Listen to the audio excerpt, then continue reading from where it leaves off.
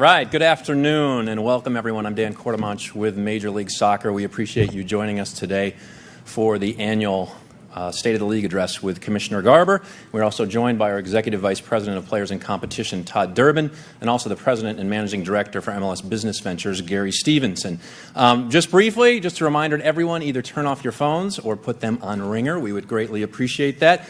We've got a tremendous rematch tomorrow at BMO Field. Hopefully the weather will be working in our favor. It'll be on TSN, TVA, Unimas, and ESPN down in the States. The defending champion, Seattle, is going to bring it, but Toronto FC, 69 points, a record during the regular season this year.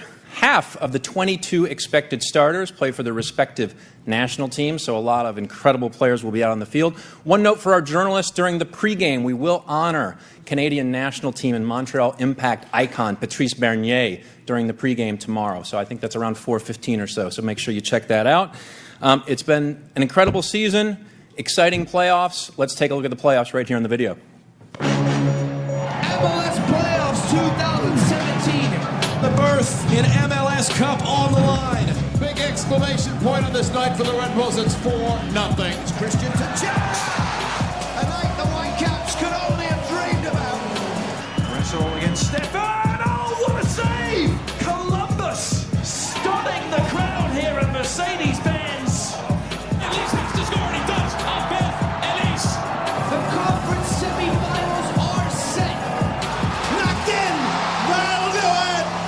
Jamaica with a strike. Jamaica! 2-1 Toronto! On the move here. Higuain on the turn. Great save! He's done it! No Torres! What a goal!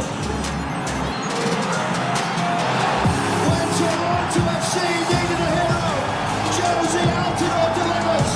For the second year in a row, they will play in the MLS Cup.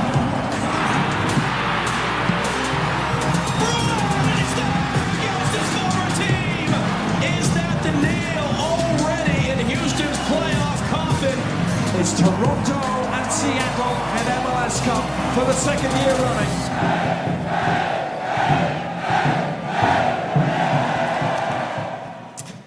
All right, now I'll turn it over to Major League Soccer's Commissioner Don Garber.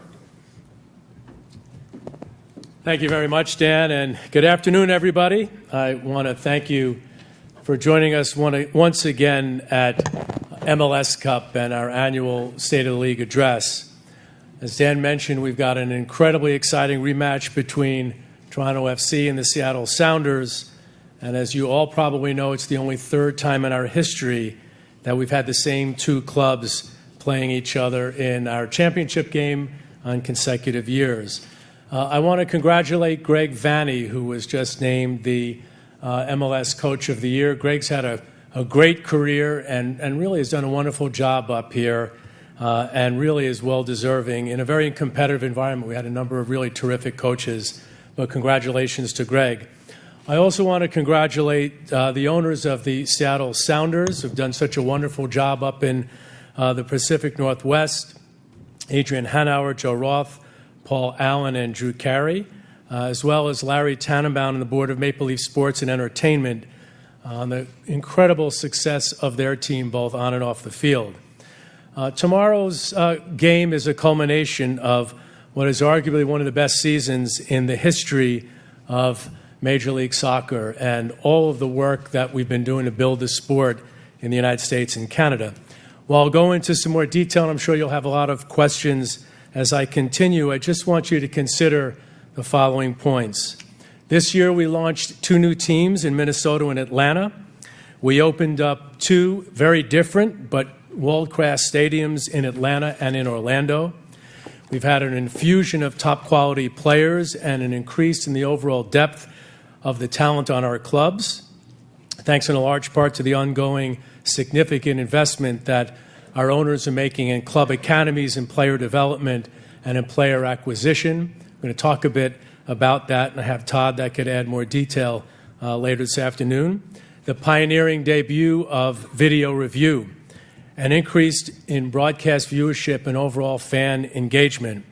Our U.S. gross viewership was up 41% this year. Gross viewership in Canada is up 35%. We had a 170% increase in social media followers, and we had more people watching and following our games in the U.S. and Canada than any other year in our history. Viewership is up more than 40% in the last 4 years, making us the only professional major league in North America that has experienced consistent growth in our media viewership. We set another attendance record of over 22,000 fans per game, which puts us among the top soccer leagues in the world. We've got a very exciting bid. There'll be a press conference on this tomorrow, a World Cup bid with the U.S., Canada, and Mexico coming together to try to bring the World Cup to North America in 2026. And I think it's a collective statement of the passion, the power, all of the integration that we have to unite people around this sport. The bid is based in the MLS offices in New York City.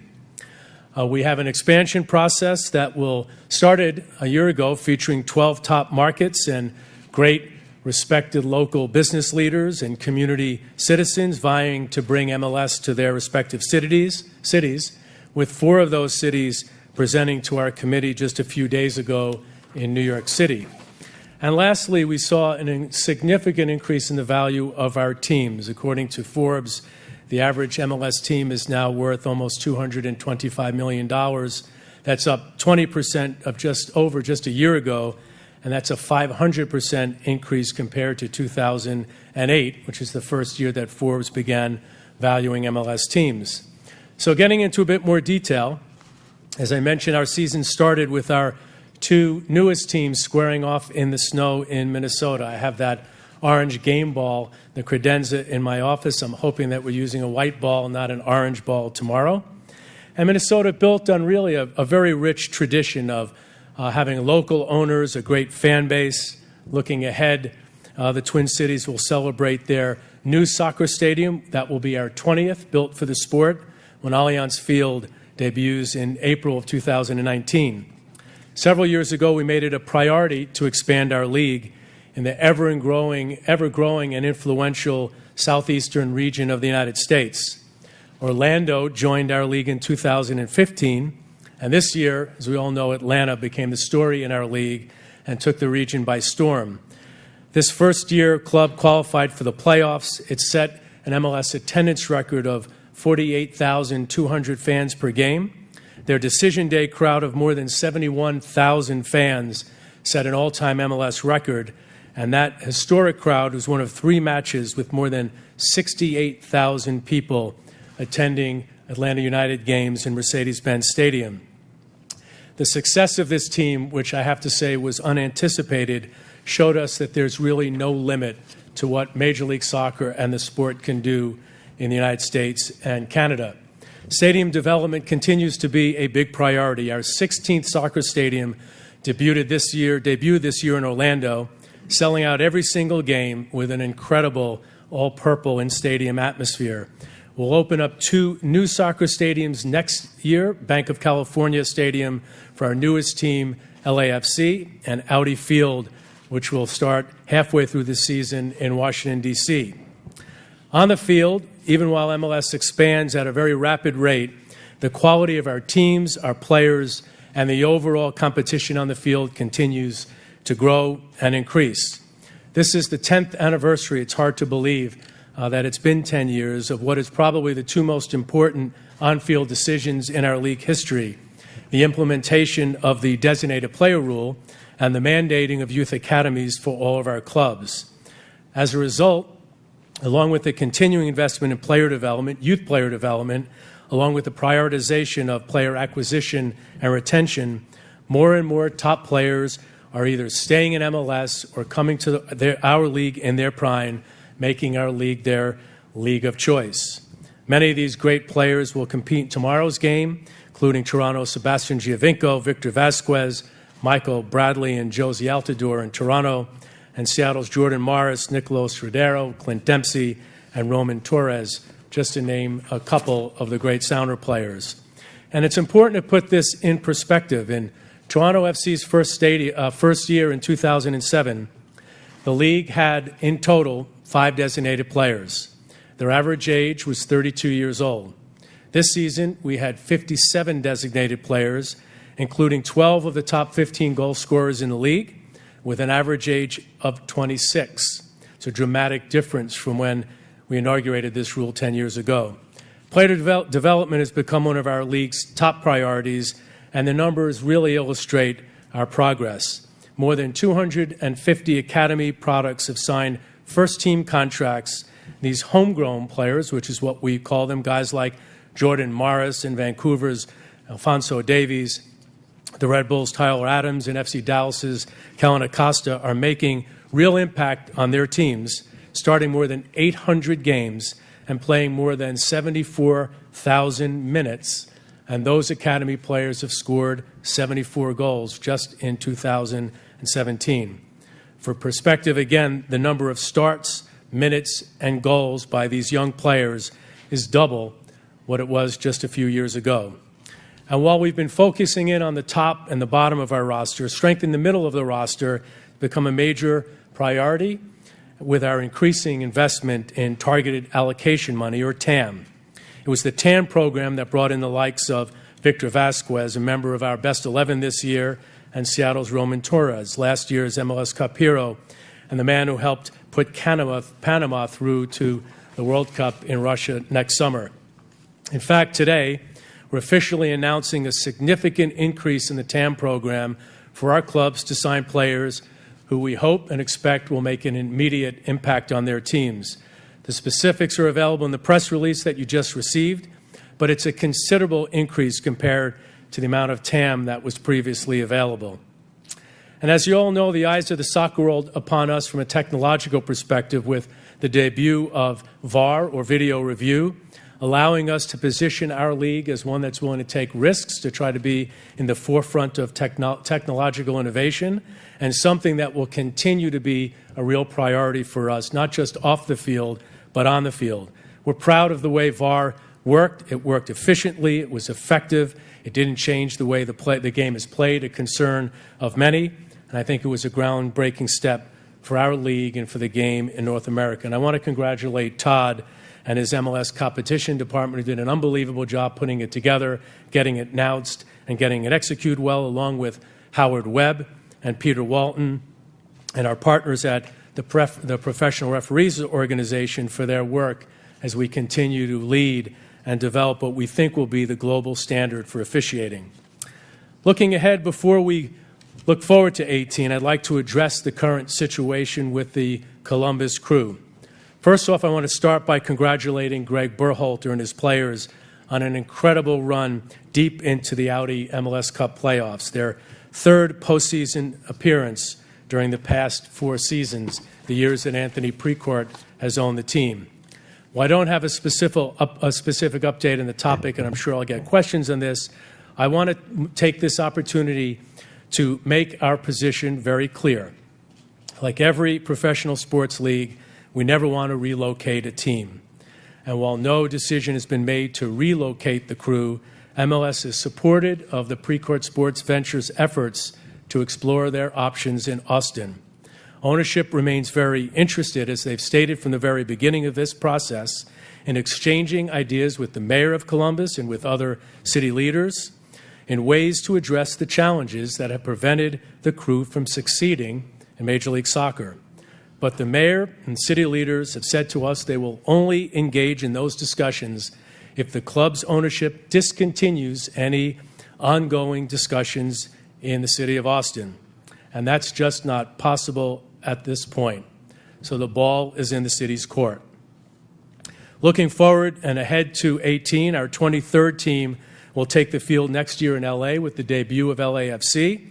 It's being led by veteran coach Bob Bradley. They've signed their first 2 designated players, Mexican national team player Carlos Vela and a great Egyptian national team player, Omar Garber, not Garber, by the way. And they'll be playing in this brand new stadium that will open up on time, ahead of schedule, and on budget in downtown Los Angeles.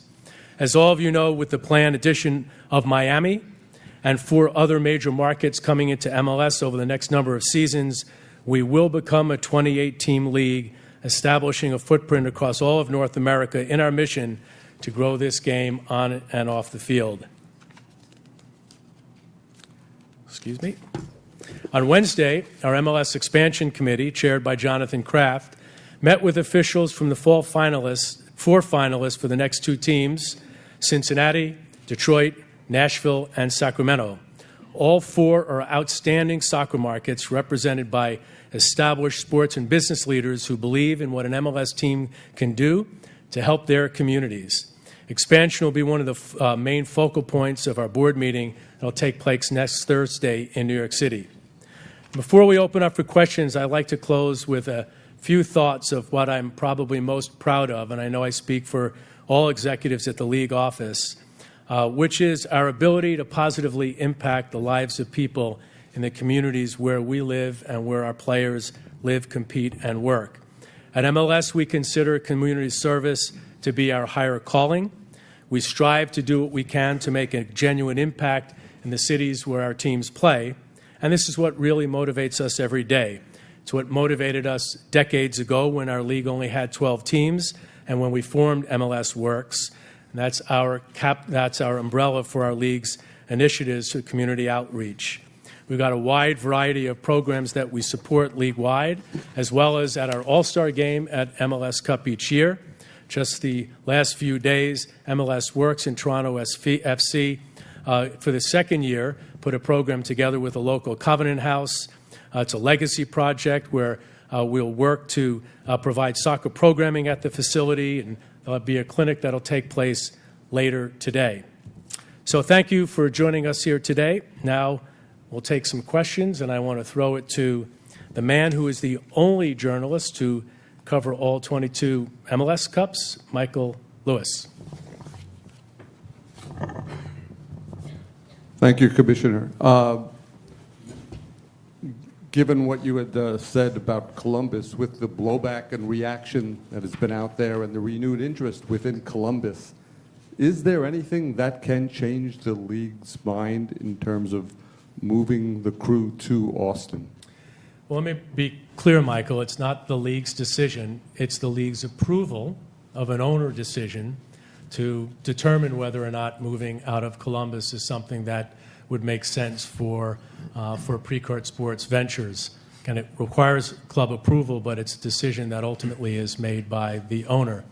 We have said all along, and this was led by Anthony's initial comments, that he would pursue a parallel path, a path to see if his situation can improve in the city of Columbus, at the same time determining whether or not there was a viable option in Austin.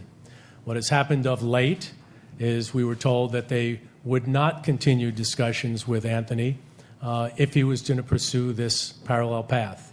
I assume that will change. I hope it changes because I think we need to have that debate. There's been talk about owners coming together. Anthony's not interested in selling the team. And there's talk about stadium opportunities, which I think are intriguing.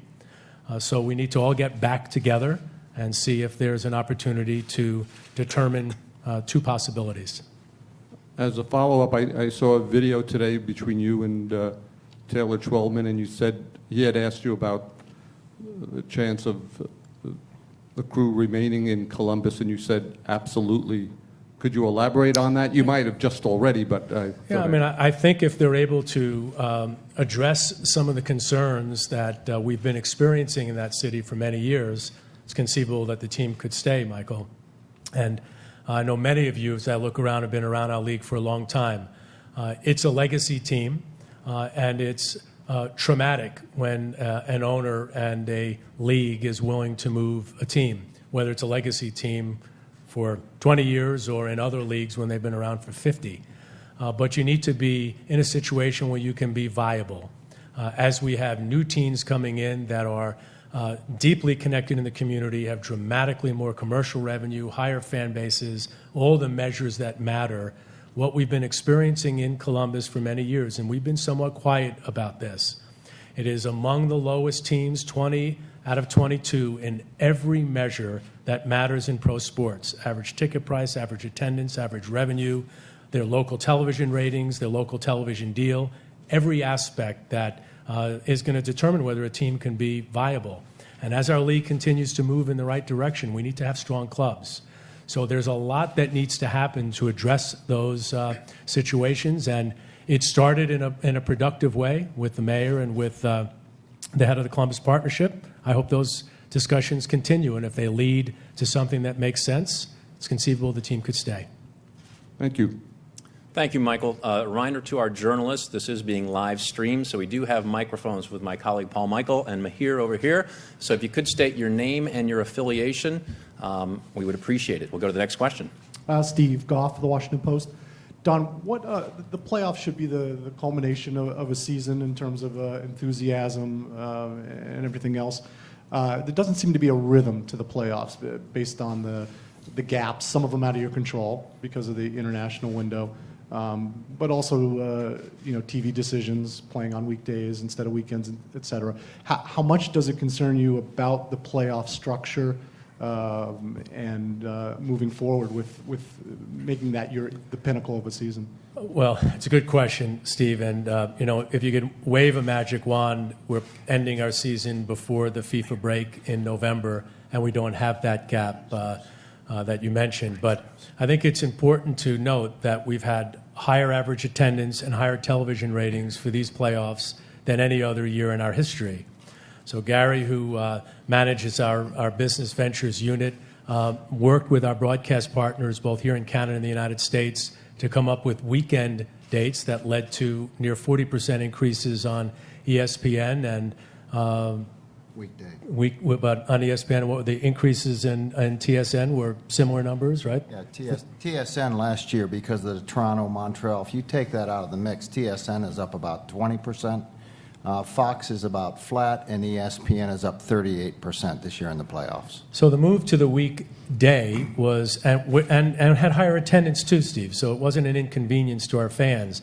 Our league is beginning to mature, and as our league matures and fans are more committed to their clubs, you can play in bad weather, you can play in cold weather, you can play in midweek, you could announce them on shorter notice, and ultimately, as we can continue to evolve, it could lead us to pushing our calendar earlier in the year because we're concerned about weather and the impact on our fans, and we could end up with a schedule that looks different than the one we have today.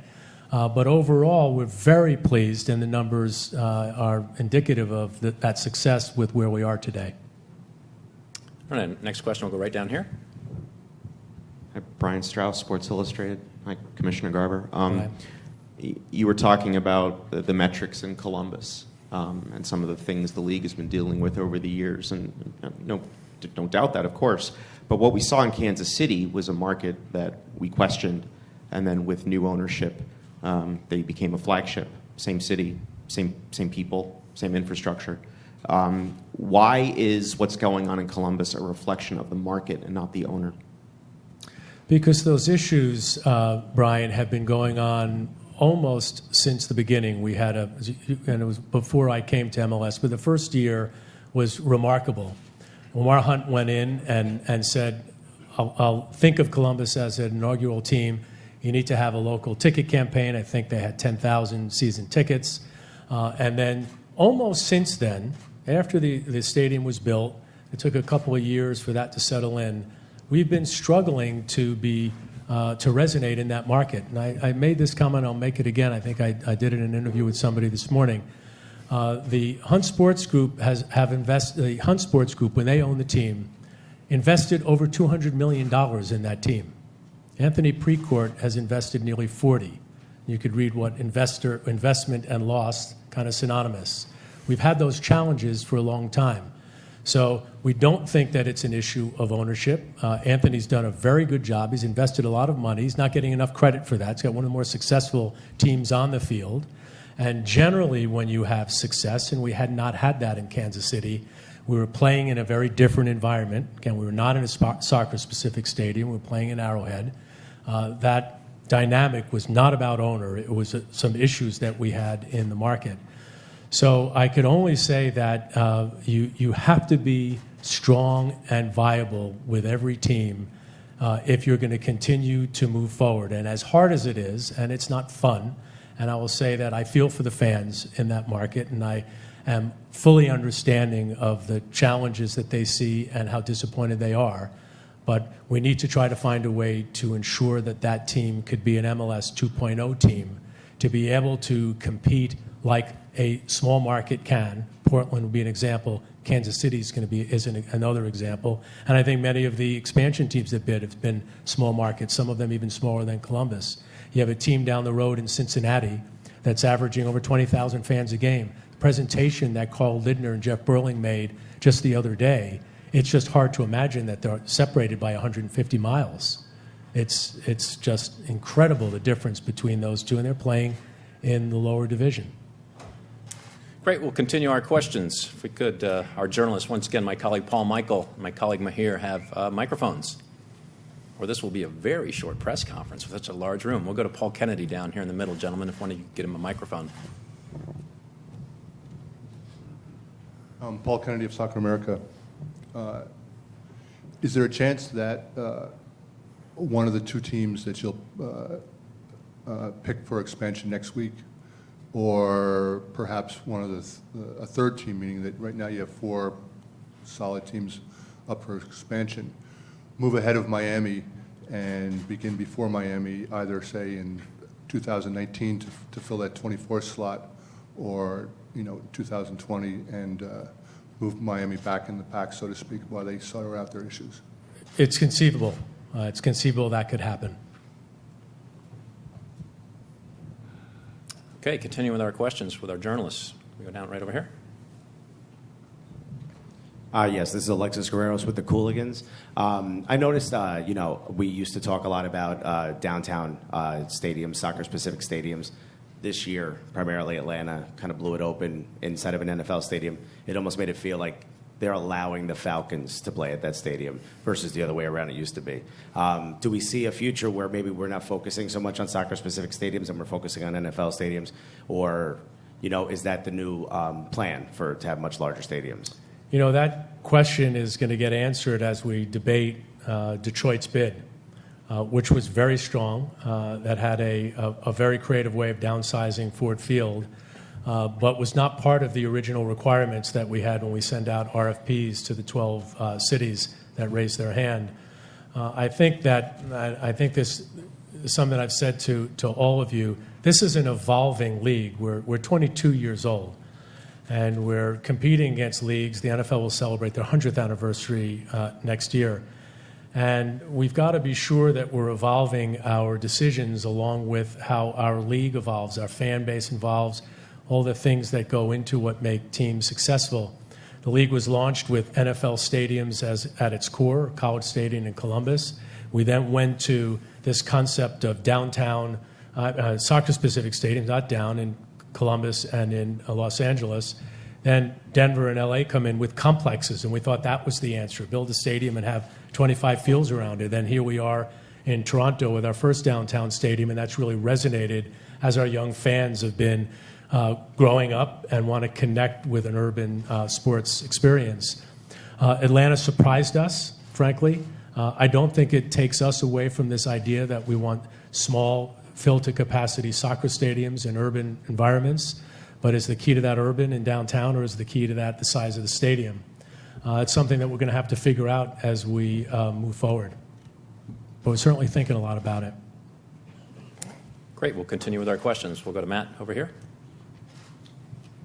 Matt Pence for ESPN. Don, you mentioned at the end of your introductory address there that sort of positively impacting communities is really a big, important part of what you want to do here.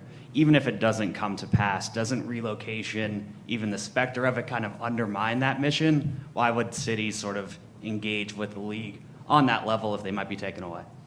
Well, there's a difference between community engagement and philanthropy, right? MLS Works is a philanthropic program. It's executives, coaches, and players and league resources engaging in philanthropy, whether it could be, kick childhood cancer, or it could be greener goals, or it could be our advocacy for don't cross the line and all the positive messages that come out of that.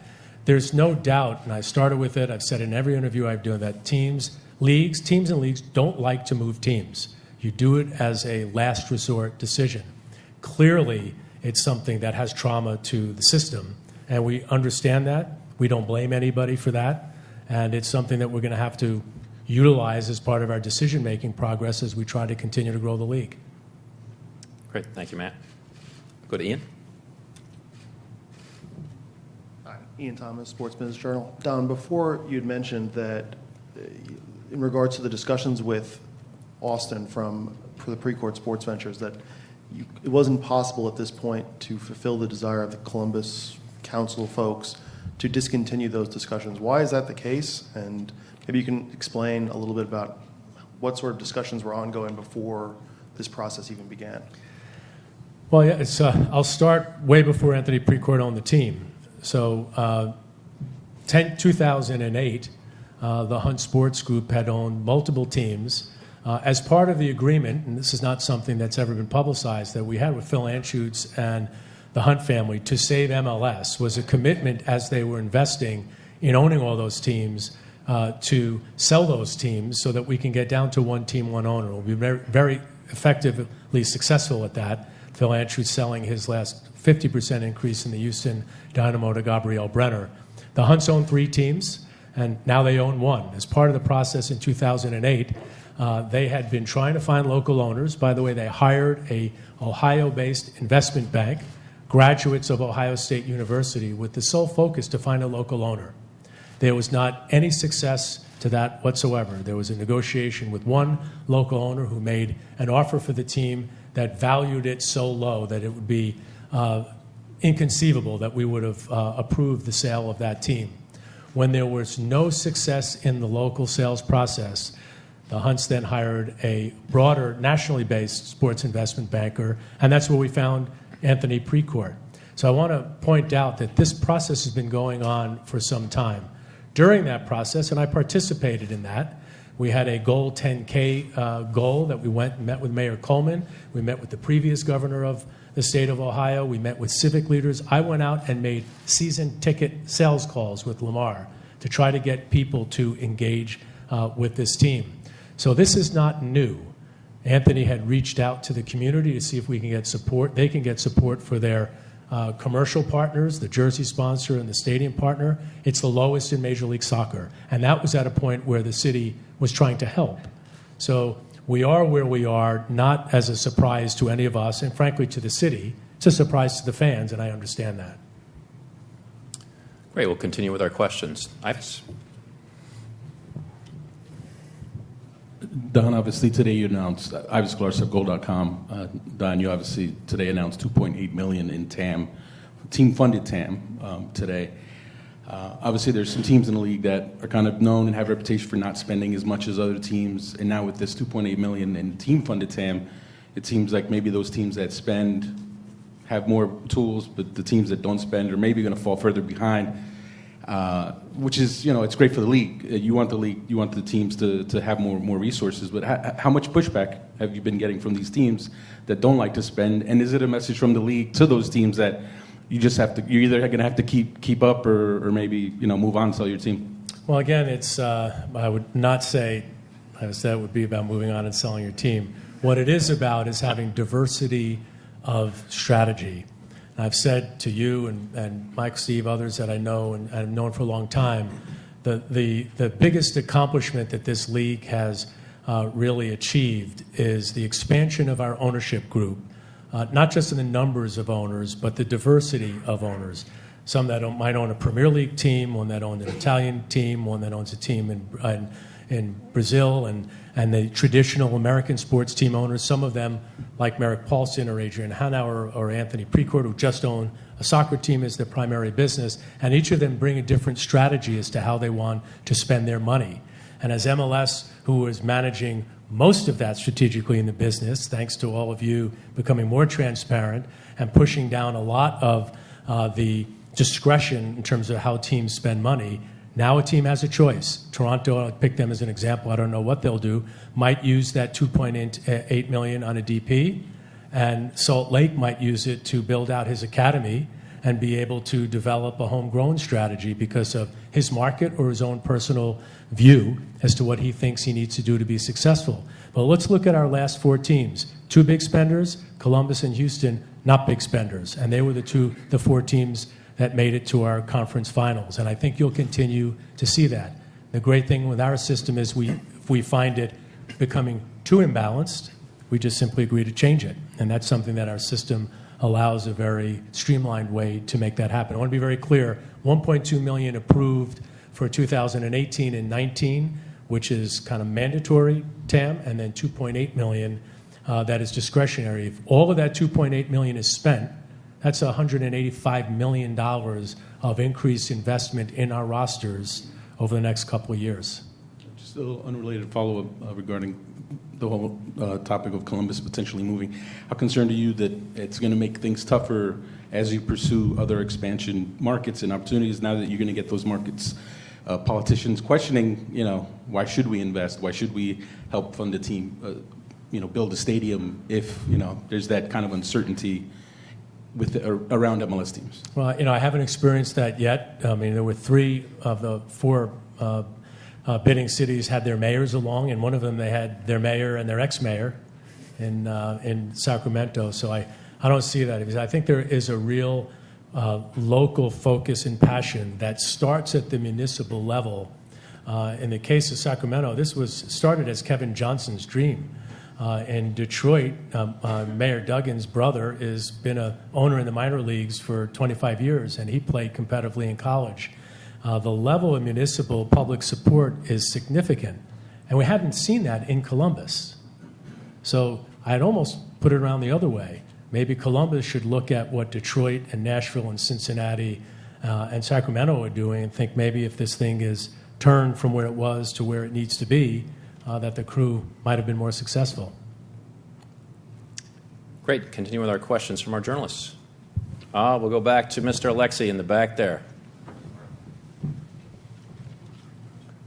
Alexi Lawless, Fox Sports. Don, do you think it's disingenuous from you as the league or from Anthony Precourt to not have made it public that this move was contractually based at the time of the sale? I don't think so, Alexi.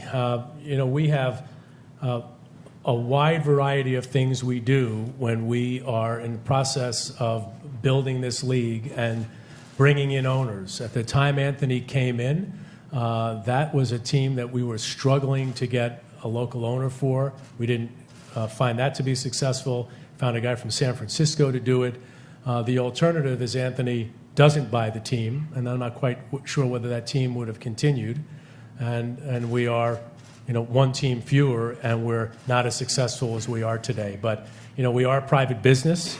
All teams can, in any league, if they satisfy sort of the test as to whether or not the factors are not existing for them to be successful, could come to a league and try to determine whether or not that team can move.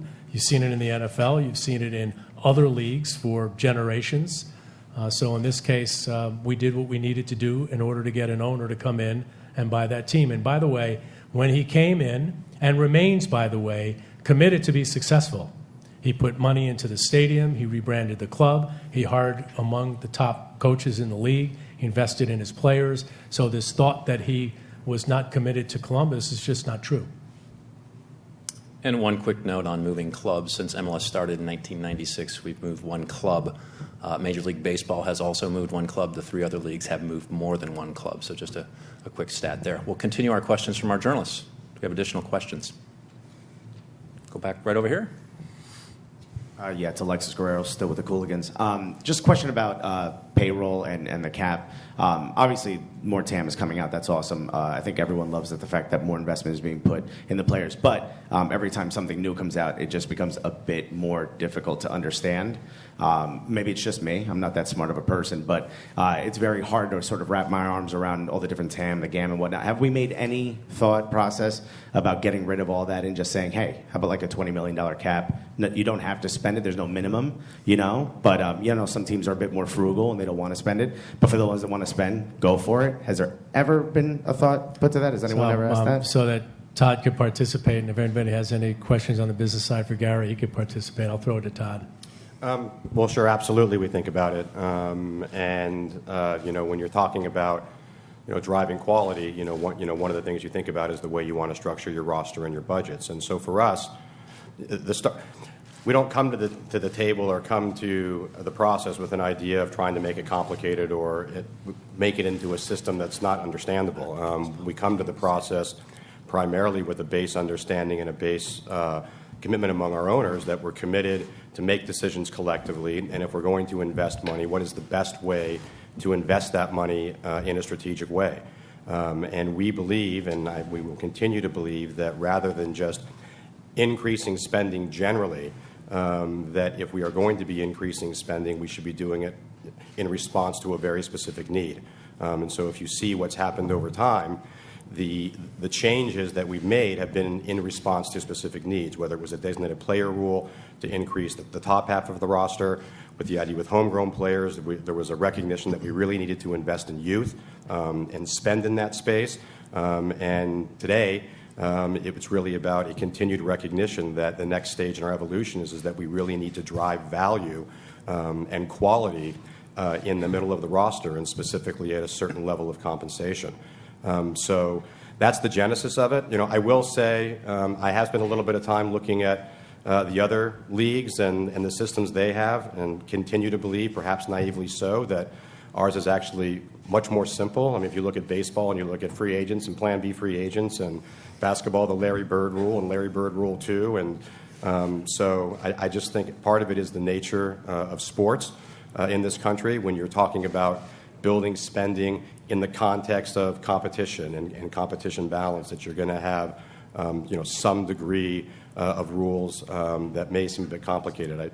I will say that we have and will always continue to try to do the best we can to explain them, and where we can make it simpler, we do. And we changed our discovery process 2 years ago in specific response to the notion that it was becoming a bit unruly and a bit too complicated. So it's an ongoing process, and we will continue to do what we can.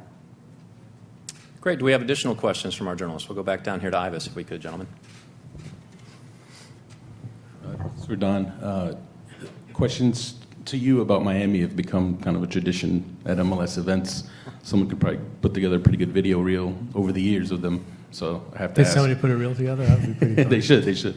Yeah. So I have to ask. You've always sounded pretty positive about it. Today, you actually said that maybe one of those other markets could jump ahead of them for the next spot. How are you feeling about it? And have you kind of grown weary about the process? How do you feel about the process? It is the most complicated situation in any market that we've experienced, at least in my 18 years. Part of it has been complicated by the Miami market generally. It's a difficult market, sports market. The second part of that, it's one of the fastest growing value markets as it relates to their real estate. Third is the political structure. There's a variety of different mayors, all for the same space. And then part of it is we've needed a local owner, because we've seen that at least in the success of some of those Miami teams, having a local owner has been one of the factors of the three major league teams that have had issues. The one that hasn't is because they've had a very strong local owner. So we've needed to get a finalization of the land. The lawsuit in that land was just settled. Actually, the appeal was turned down last week. And we've been working hard on trying to find a local owner for David Beckham. I feel confident that that will come together. So I continue to say that we want Miami in the league. It's a large market. It's a gateway city. There are a lot of values to us having a team down there, and I remain confident that we'll get something done. All right, we'll go back to Michael Lewis. This is for Don. Within a month, NYCFC was forced to play 2 games away from Yankee Stadium, 1 in Connecticut. And my gut feeling is you and the league were probably not very happy about it. I wanted to get your reaction to that, and with the Yankees on the ascent, and it's not going to be easy to move them out in October or even in parts of November when the playoffs are there.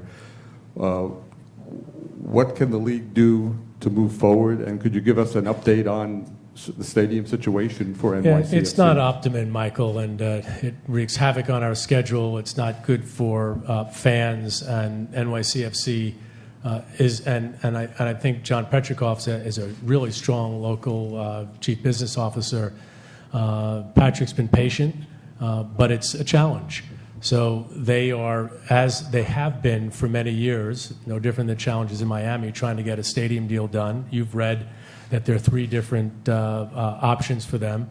They're going to continue to work hard on that. I think if we were going to look at this situation today, if New York City was going to come in as teams 25 or 26 or 27, 28, we would have required there to be a stadium finalized at that time.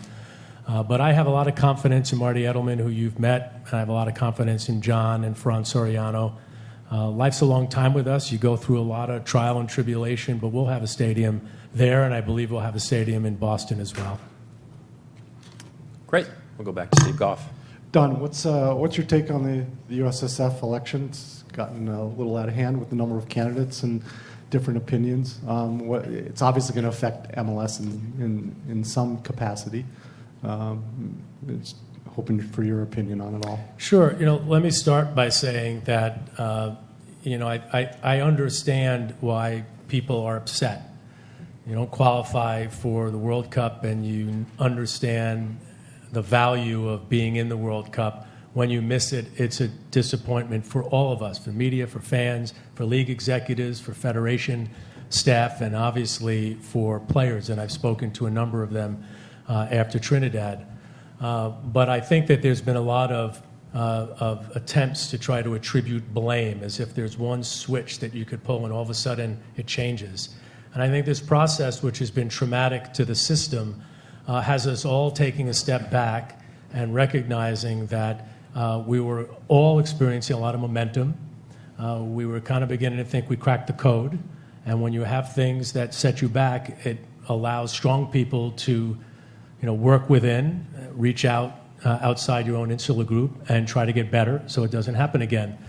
So after the initial challenge here, I actually think this is going to be a positive, at least on the men's side, for U.S. soccer and ultimately even for the league. It'll force us to be more integrated on our development programs with the federation. It'll force the non-affiliated, the DA Academy teams that are not affiliated with MLS, to perhaps think more about what they need to do, like we have been with Double Pass in the federation, to get better, to bring in better coaches. Maybe they address some of the structural challenges that exist at the youth level. Maybe we are more open to thinking about the Tyler Adams of the world, maybe playing for a year or two and then going overseas, where we've always wanted the Tyler Adams to be young stars for local people from the community where he came from, and a dozen other things like that, Steve. I believe in my heart that soccer in America is, in many cases today, stronger because of the relationship between our league and the investments made and our federation. I will segue also to, Sunil has been an unbelievable leader for the federation. He's not gotten enough credit for that as we've gone through this recent narrative. You've got thriving leagues. You've got an incredible launch of the Women's League, which was almost a single-handed commitment on his part. You've got a strong commercial business. You've got a corpus of income that's sitting in their coffers, ready to be deployed and allocated. You've got a supporter movement. There are a lot of things that have happened. We didn't qualify, and that really stinks. But the sky's not falling, and I think we've just got to be smart in how we work together to ensure it doesn't happen 4 years from now. Great. Do we have additional questions? We'll go in the back to Bobby. Bobby Warshaw, in terms of moving the league forward, what feedback are you getting from players on the things that they want to see for the league to progress, whether it's scheduling, fields, travel? What's the feedback you're getting from players? Well, I'll start with that, then I'll throw it to Todd. Let me start by saying that we have been very focused, and I personally have been, to try to engage more with our players, particularly at the latter part of their careers, so that those who've contributed to helping build our league could have a life after a player, and whether that's in broadcasting, whether it's a league administrator or a club administrator or any other way that we can take the expertise and commitment from our player pool and have it help our league get bigger, better, and stronger. And as part of that process, I've been spending more time with players in the last couple of years than I had in the previous 15. And you hear a lot more from them than you might hear from others, how this league has delivered value for them, how far it's come, the building of facilities, the commitment of owners, the training academy systems, the fields. and the like. And you have some players that like one market, and they might not like it as much when they were someplace else. But ultimately, all of that gets inputted into what we do to ensure that we can continue to improve. I think if you would speak for the most part to our players, if you're not going through CBA negotiations, they're amongst the biggest supporters of MLS and how far the league has come in building this league to be something that they can be proud of. Do you want to add anything there, Todd? No, I mean, I think you summed up all of it or most of it. I would say that the discussions we have are not dissimilar from the other folks on the technical side.